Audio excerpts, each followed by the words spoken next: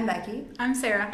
And we are doing Bickering books, but today we're going to do something a little bit different, and we are going to do our top 5 lists, because we love to make lists.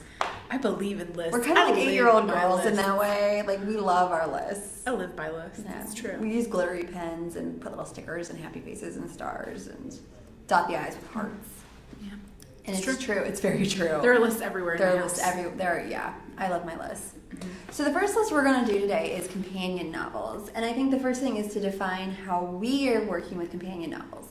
I personally consider a companion novel a novel that it takes place in the same world, features characters that were featured in another book and may progress that storyline, but are not necessarily about the main character in the first novel. Yeah, I mean, I see it in that way, as well as the novellas, the .5s, all of that kind of working it in, or the continuation short stories that will come with it. So very similar to that, but also kind of including that piece and part of it. All the companions, like the friends to the main book. Mm-hmm. Like their little, like their entourage, if you will. The main book's book entourage.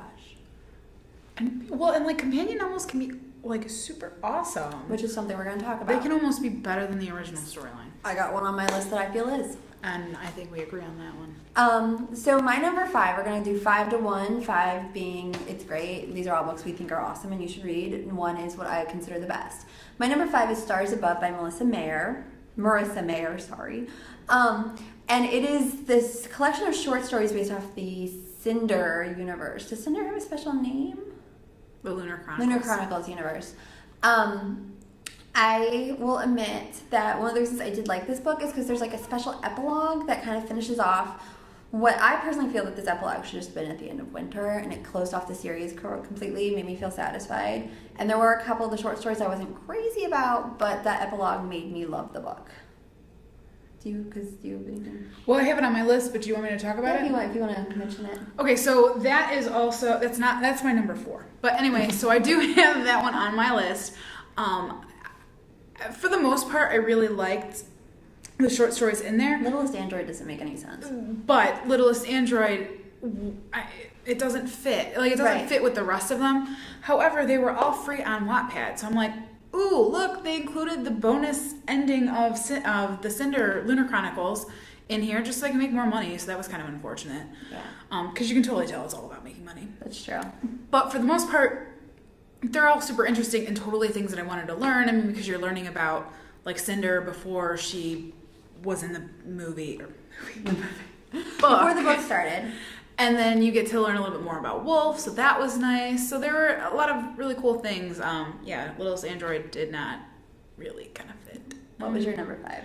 My number 5 was Lola and the Boy Next Door. By Stephanie Perkins. Oh, by Stephanie Perkins. I liked it. I thought it was nice seeing kind of the characters from Anna and the French Kiss show up in there. But I liked the quirky, fluffy boy climbing in through window. Like, his name was Cricket. I liked it. And I didn't like Lola anywhere near as much as I liked Anna. Anna and the French Kiss to me was like a spiritual moment. Like, I literally wanted to call off work to finish reading the book. And I just didn't like Lola and the Boy Next Door and Isla and the Happily Ever After. I was so much more excited when it was about Anna and Eptonine, because it's not St. Clair's Eptonine, that the rest of the story kind of felt like, I'm like, go back to them. So I didn't make my list. I feel like that is what happened in the selection series too. But no, I liked it. Was a good, like, it wasn't a spiritual experience by any means, but it was still pretty good. Like, it was still a good fluffy beach read, summer read. Certainly, it's true. It was good. It just like Anna and the French Kiss was like up here, so everything else has to like really work. So even if you're here, which is good, you're not up here.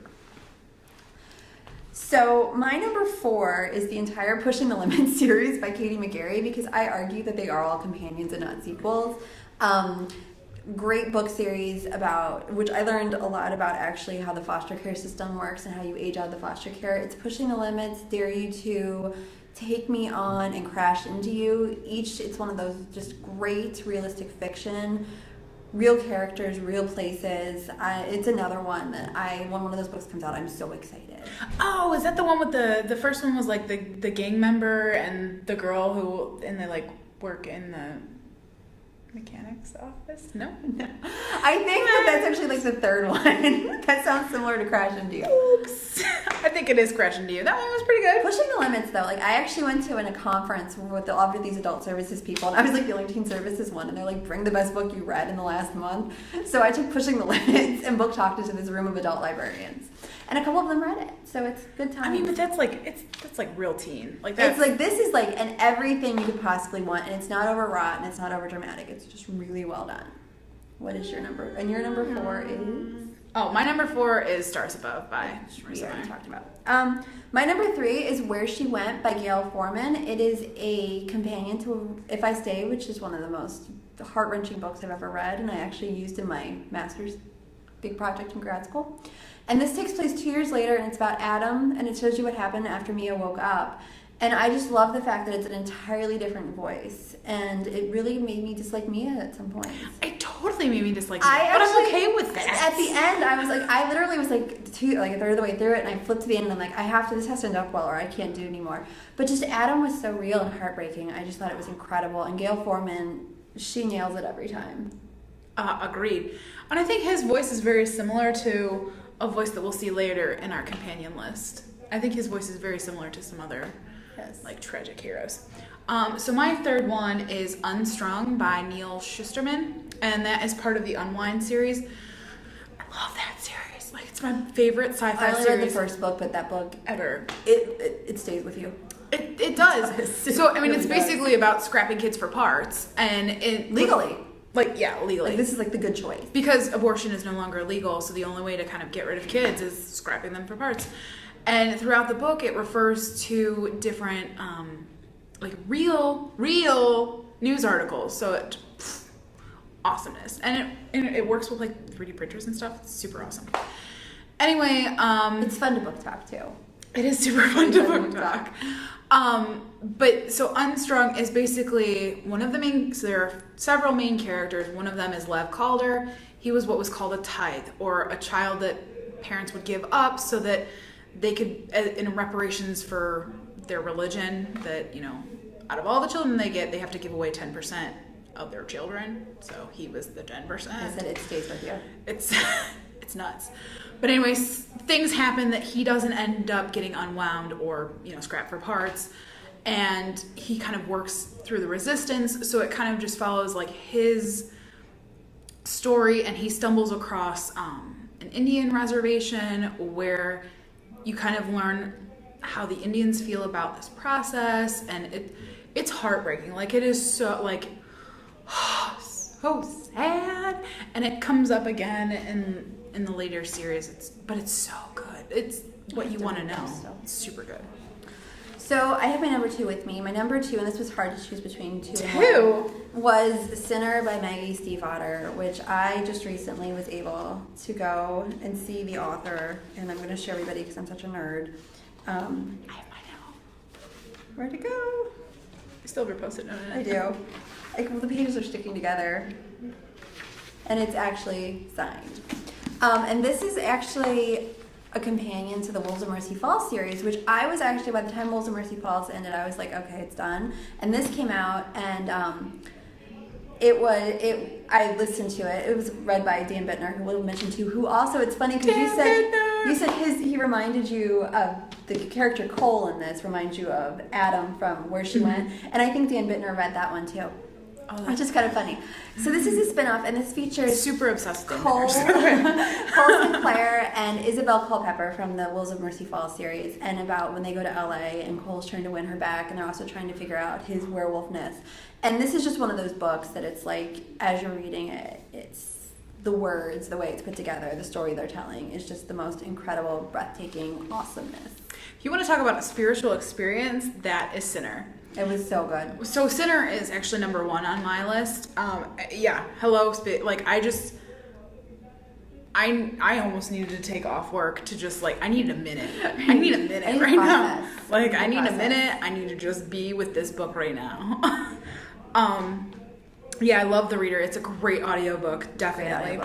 Emma Galvin reads, I think that's who it is, reads the Isabel part. She also did the Arcane Chronicles and Winter's Bone. Yes, she did. I think it's Emma Galvin. And they use the same readers that they used in the original series. Okay, so it was, listen to those, I read yeah. those.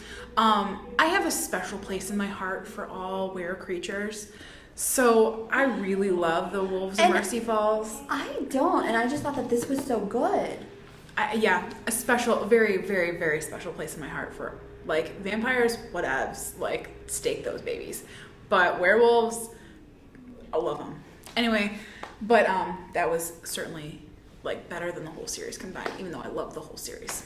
So what was your number 2? So my number 2 was, I know it's a children's book, but it's Gathering Blue by Lois Lowry. So that is part of the Giver series. And most people don't actually know that it is in that series because none of the characters from the first book show up in that second book. But it feels very historical fiction, less science fiction, but it is. It's kind of like D&D almost. And like I got really excited. It's like a medieval world. There aren't really like crazy creatures in it, but it's so good. It's so good. And she's a master weaver, but she has an issue with her leg. Her foot is twisted, so the town kind of writes her off, but she's able to kind of work through that, and ultimately all the characters come together again in the next book. But it's super good.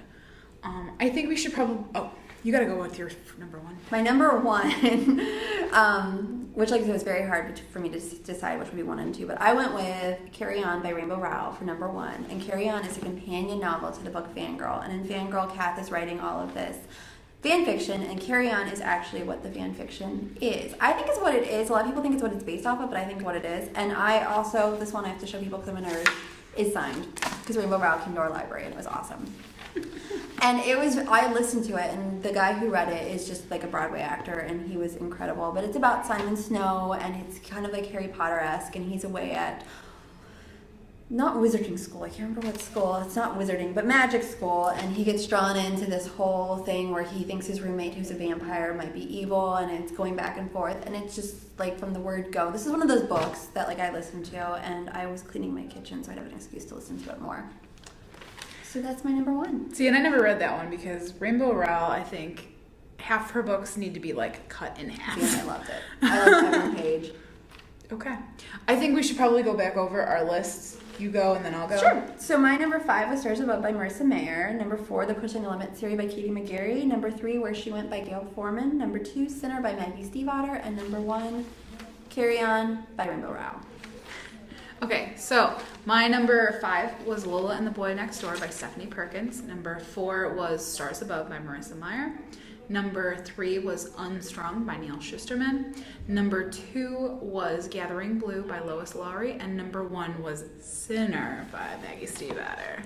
Yeah. And that's all we got. That's what we got.